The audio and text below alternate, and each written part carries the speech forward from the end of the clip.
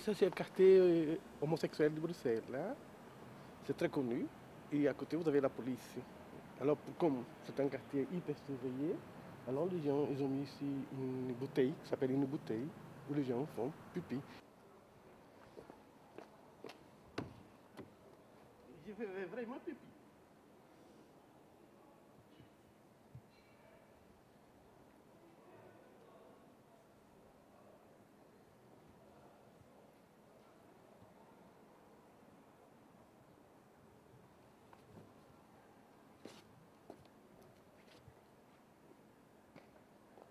Je m'appelle Bart et je travaille depuis une douzaine d'années avec des sans-abri à Bruxelles.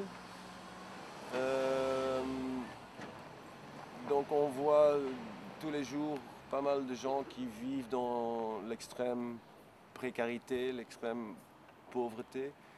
Et donc ouais, des gens qui habitent dans la rue par manque de moyens, par manque de bol, par dégoût de la société, parce qu'ils sont exclus via toutes sortes de mécanismes de la société. Et donc, enfin oui, en tant qu'assistant social qui travaille une douzaine d'années au centre de Bruxelles avec des sans-abri, c'est clair que la pauvreté, elle existe et les sans-abri existent aussi, il y en a même de plus en plus. La question n'est pas d'argent. La question, c'est justement et que c'est une image médiatisée qu'il y a de la pauvreté chez nous et que c'est l'objectif principal des institutions. Il faut combattre la pauvreté parce que la trop, et ça peut vous arriver à vous aussi. Et alors, avant que ça vous arrive, il faut que on se mette ensemble. Et on oublie tout. Il n'y a pas de problème. Le seul problème qui existe, c'est la pauvreté. S'il y avait une porte pour vous m'amener à la rue, il avait une porte pour me faire entrer dans une maison. La question n'est pas comment on vit à la rue, mais comment on vit avec soi-même. La rue n'est que... C'est dangereux pour des gens qui sont faibles. Parce qu'on trouve trop de cocaïne, trop d'alcool, tout ça. Et voleurs. Si vous n'avez pas une morale dure, c'est trop facile de piquer dans un supermarché, c'est trop facile de faire ce que vous comprenez. J'étais dans un squat et on m'a dit, tu veux prouver, va te faire voir qu'on a le type plein de cocaïne, j'ai peur, je tremblais. Mais le danger est là, parce que tu veux faire plaisir. Écoute seulement, moi. Hein? Non, non, non, non, regarde pour toi, j'ai pas d'argent. C'est là le danger. L'alcool aussi. Personne ne va vous donner un café. Mais une bière, vous aurez toujours.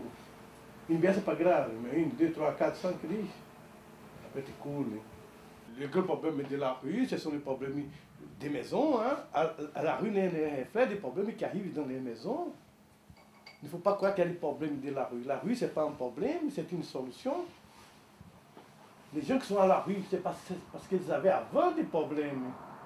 Il ne faut pas croire qu'ils ont des problèmes parce qu'ils sont à la rue, non. Hein. Ils sont venus d'ailleurs. Ça ne vient pas du ciel, non. Hein.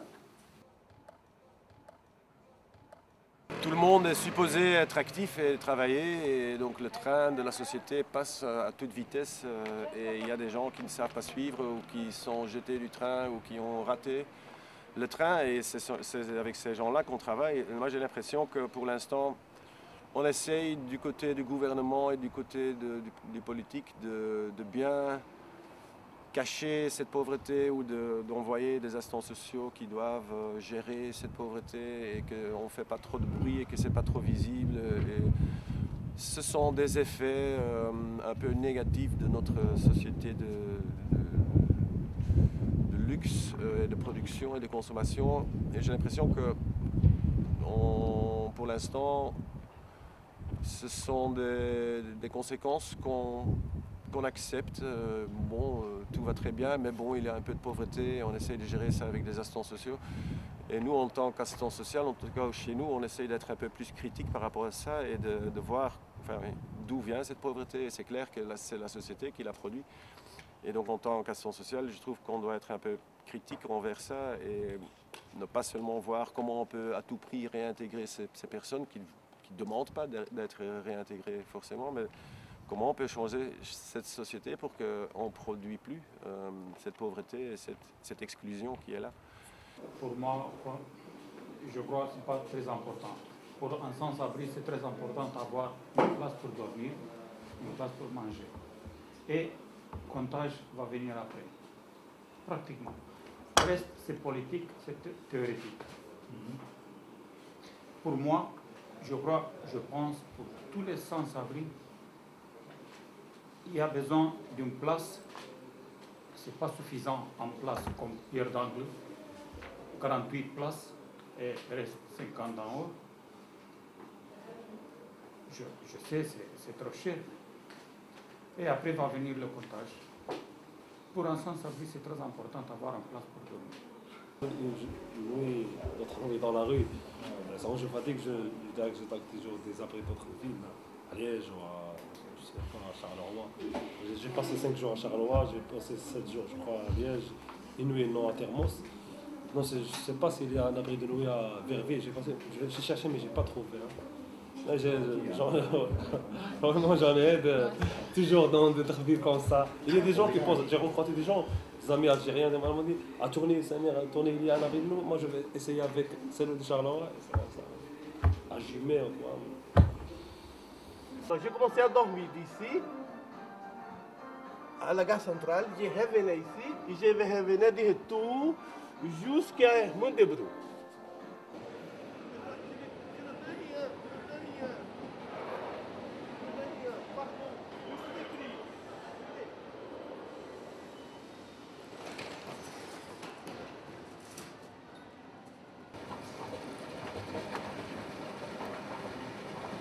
C'est là. Bon?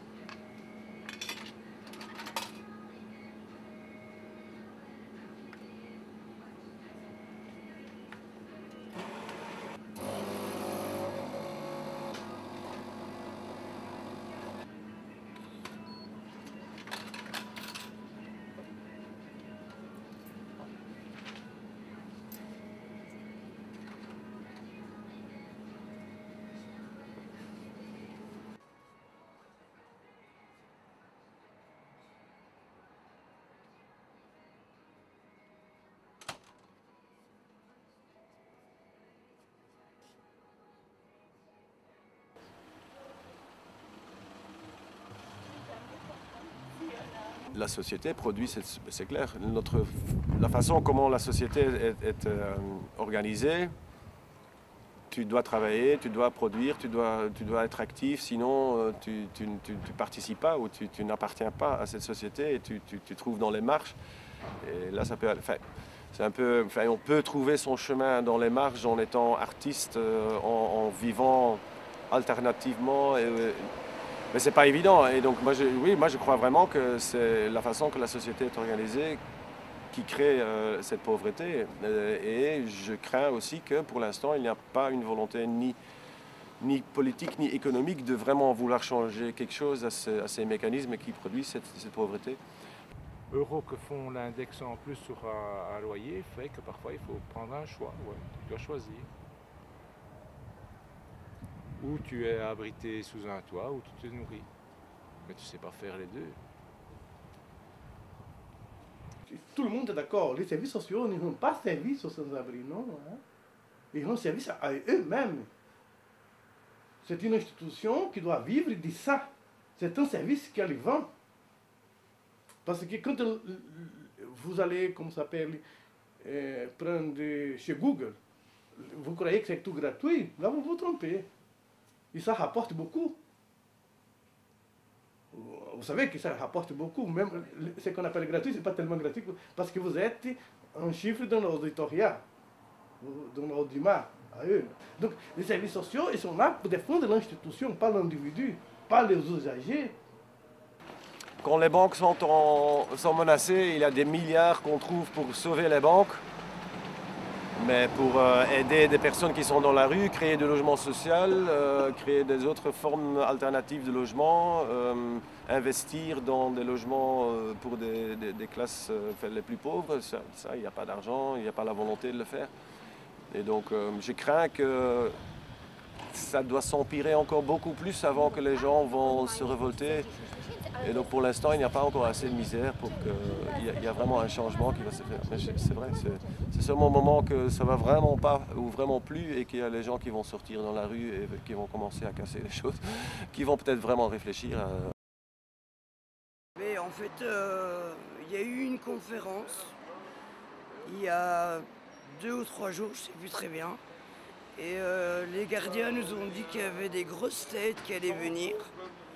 On a appris par après que c'était une conférence sur les grosses têtes, sur les sans-abri, pardon, et que c'était des grosses têtes.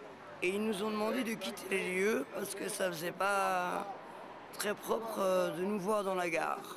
Alors qu'ils viennent faire une conférence justement sur cette problématique-là.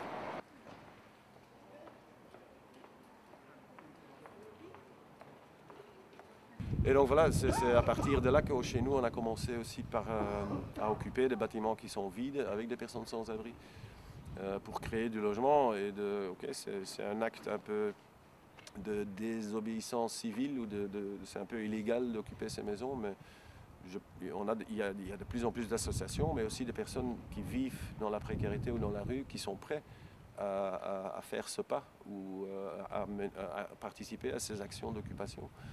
Parce que le besoin est là, quoi, et les alternatives ne sont pas là. Donc je pense qu'avec chez nous, on se rend compte de cette situation et on essaye, même par des actions un peu limites légales, de faire bouger les choses. C'est pas gagné, quoi. Mais la précarité, la pauvreté et le sans-abrisme existent bel et bien et on n'est pas prêt à l'éradiquer, je pense, parce qu'il n'y a pas la volonté politique de le faire. J'ai remercié tous les gens qui, d'une façon ou d'une autre, m'ont fait ma vie moins difficile qu'elle était. Je sais que monsieur, il a une vie difficile, mais un peu de courage, tout le monde s'en sort. Hein? C'est moi aussi, j'ai tout perdu, je gagne plus. Maintenant, je suis plus heureux. Mais un peu de courage, la vie est comme ça. Mais moi aussi, j'ai tout perdu. Il y a un appartement depuis 15 jours. Hein. 21. Vous êtes divorcé. Je le dis parce que vous ne le saviez pas et je voulais vous le dire. C'est pour ça qu'il faut s'accrocher. Parce qu'après 5 ans, quand j'ai dormi au métro, j'ai dormi à la rue. À Saint-Gilles. Il a trouvé, donc après 5 ans d'avoir été ici dans la rue, d'avoir dormi dehors et tout, métro, et là maintenant, ça fait 3 semaines, il a son appart. Et comme vous, ma femme m'a quitté parce qu'il était pauvre.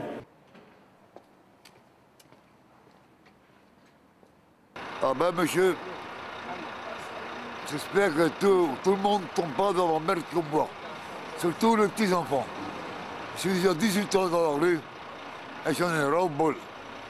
Bientôt je vais avoir un appartement, mais le propriétaire n'accepte pas les chiens.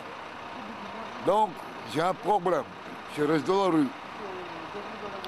Voilà, et c'est ma manche. Ma manche est peut-être à gauche et à droite. J'espère que vous autres, petits enfants, tu ne tombes pas dans la merde où ce que moi je suis, sur le bête de couverture et les cartons. Merci.